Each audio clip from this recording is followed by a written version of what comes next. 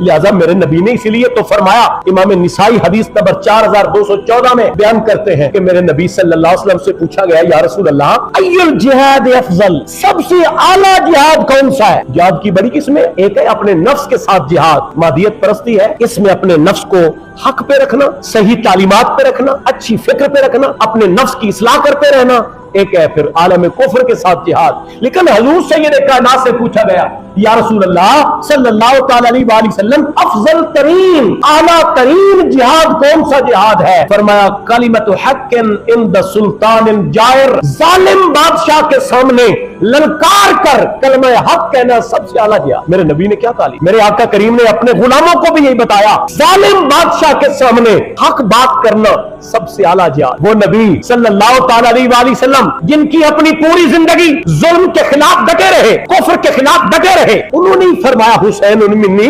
وانا من الحسین، انہوں نے گھٹی میں امام علی مقام کی گھٹی میں حریت کو پیدا کر دیا، غیرت ایمانی کو پیدا کر دیا، جرأت و حوصلے کو پیدا کر دیا، شجاعت و بہادری کو پیدا کر دیا۔